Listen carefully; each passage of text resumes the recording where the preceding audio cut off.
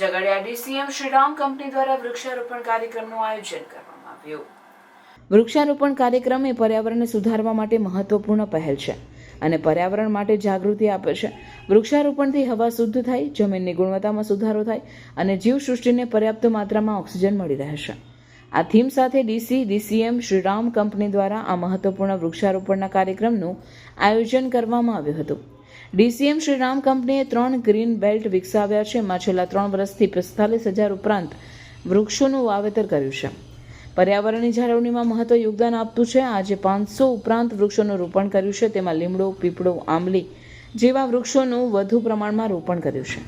આ પ્રસંગે company BM Patel, COO Jayanti Parmar, vice president HR Arpit Nanavati, vice president environment health safety Nilesh Bharti, HR તેમજ company કર્મચારી staff મોટી સંખ્યામાં ઉપસ્થિત રહ્યા અને આ પર્યાવરણ જાગૃતિનો સંદેશ આપતા કાર્યક્રમને સફળ બનાવ્યો હતો।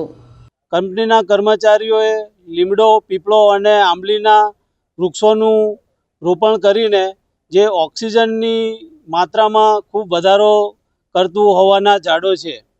ડીસીએમ શ્રીરામ દર વર્ષે પર્યાવરણની જાળવણી માટે મોટી માત્રામાં વૃક્ષોનું રોપણ કરી અને પર્યાવરણનું જતન કરે છે।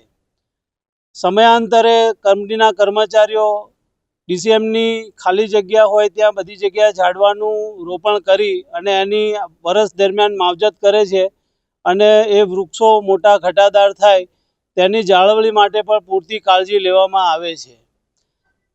કંપનીના કર્મચારીઓ અન્ય જગ્યાએ પણ વૃક્ષારોપણ પ્રવૃત્તિઓને પ્રોત્સાહન આપી અને મોટી માત્રામાં લીમડો, પીપળો અને આંબલી જેવા વૃક્ષોનું નિરંતર વાવેતર કરે છે અને એની જાળવણી માટે સઘન પ્રયત્નો મૂકી અને પર્યાવરણના વિકાસ માટે સિંહ ફાળો આપે છે।